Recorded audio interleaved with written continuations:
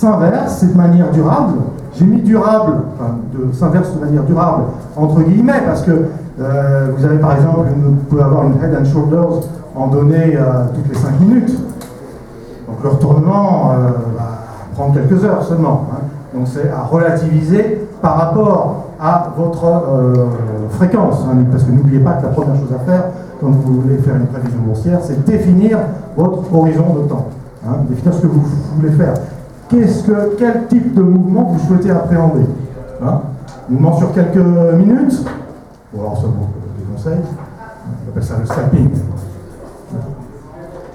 Pour ceux qui n'ont pas beaucoup de cheveux, c'est possible, mais sinon, en général, le scalping, ça se retourne souvent contre soi. Donc le day training, le swing trading, la gestion de portefeuille. Donc figure de retournement, phase où le sentiment de marché s'inverse durablement. Et les figures dites de consolidation. Figure de consolidation. Alors, on est toujours en phase de période de prise de bénéfices. La tendance n'est pas remise en cause. Elle s'interrompt pendant quelques temps, qui dépend bien entendu de la fréquence des données utilisées pour la construction du graphique. Elle s'interrompt pendant quelques temps avant de repartir. Alors, j'ai décidé, je vous propose d'étudier la formation, d'abord la théorie, au niveau du triangle. Alors, première étape, il y a 3 étapes. D'abord, se souvenir du mécanisme de l'offre et de la demande. Pour comprendre la formation de ces figures chartistes, il faut se souvenir du mécanisme de l'offre et de la demande. Je vous rappelle que la demande, c'est une fonction qui est décroissante. Une fonction décroissante en abscisse et en ordonnée. Alors en ordonnée, vous avez les prix, le prix, hein, 0, 5, 10, 15. Et en abscisse, vous avez les quantités demandées, tout à fait. Hein, la demande, qui se traduit par des quantités demandées. Elle est décroissante, forcément. Enfin, c'est logique.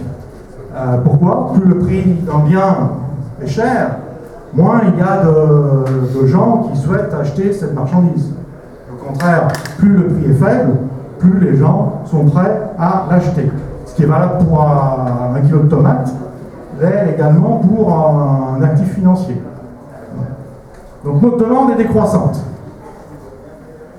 Un tendance baissière. Un tendance baissière, c'est pas le Non, là on n'est plus. Non, on est dans le mécanisme de l'offre et de la demande. Voilà. C'est à l'instant, un instant précis. Hein, la courbe de demande est de cette manière-là. Il y a quelques personnes qui sont prêtes à acheter un peu plus cher le titre. Hein, d'autres, beaucoup plus nombreuses, préféreront attendre que le prix baisse, etc. Oui, mais si on est en tendance baissière, c'est bon. Non, vous allez voir. Là, on raisonne, on n'est pas en tendance, on oublie pour l'instant les tendances. C'est l'offre, c'est le carnet d'ordre. La demande. Donc après la demande, vous avez l'offre. Cette offre, elle est comment l'offre? Voilà, elle est inversée. Hein. Donc toujours en abscisse les prix et en ordonnée les quantités offertes. Elle est croissante. Plus le prix est élevé, plus il y a des gens qui sont prêts à produire la marchandise. Le prix du porc s'élève, ça va inciter les agriculteurs à augmenter leur production. Hein. Le prix du pétrole augmente, eh bien, des champs de pétrole vont s'ouvrir, seront davantage rentables, etc. Et donc l'offre va augmenter. Oui. Pourquoi c'est linéaire? Non, il n'y a aucune raison, c'est pour simplifier le... Ouais. C'est un schéma. Hein, je fais un schéma, bien sûr, pas forcément que ce soit linéaire. Mais pour faire simple, on va dire que c'est linéaire. L'offre et la demande. Ensuite, la détermination du prix. Vous savez que ça se fait à l'intersection de notre courbe d'offre et de notre courbe de demande. Voilà. À cette intersection-là, à l'instant T, eh bien, on a un prix d'équilibre. Et à ce prix d'équilibre, s'échangent un certain volume de titres. Voilà. Donc, se souvenir de première étape, de ce mécanisme de l'offre et de la demande. Deuxième étape, un peu plus, voilà. Moins peut-être, vous avez peut-être moins entendu parler, c'est l'élasticité. L'élasticité des prix. Ça vous dit quelque chose, l'élasticité des prix? Hein? Oui, non. On va voir, c'est pas très compliqué, c'est un peu comme c'est une sorte de ratio de sensibilité. Alors l'élasticité des prix, tout d'abord vous avez l'élasticité de la demande. Alors, on a vu que la courbe de demande était une courbe décroissante, en fonction donc des prix. Mais la pente, c'est pour ça que j'ai mis une courbe linéaire, la pente de votre demande peut être plus ou moins pentue. Elle peut être un peu plus plate, comme ici, ou alors un peu plus pentue. Qu'est-ce que ça veut dire? On voit les prix et les volumes. Voilà.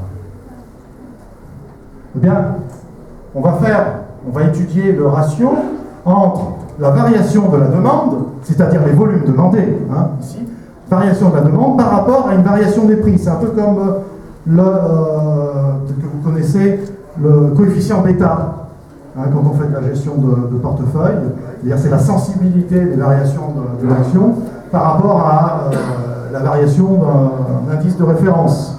Par exemple, je sais pas, je prends Accor, peut-être Accor, AXA, un bêta, je crois, de l'ordre de 2, ça veut dire qu'elle va amplifier 2 fois les variations de l'indice. Elle va les amplifier en moyenne.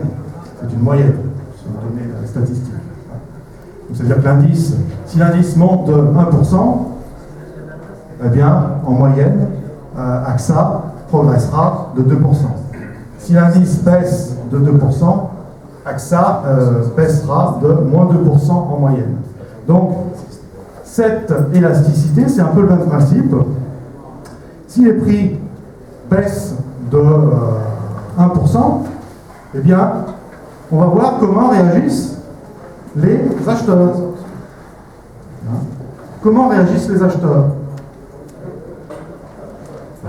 Si les prix baissent de 1%, est-ce que les acheteurs vont augmenter leur demande de titres de plus de 1%? Si c'est le cas, on dira que la demande est élastique.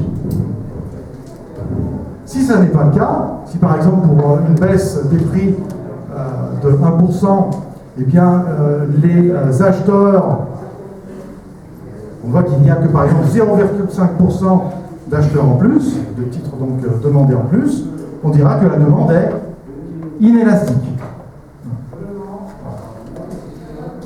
Donc ça va permettre ce qu'on appelle l'élasticité.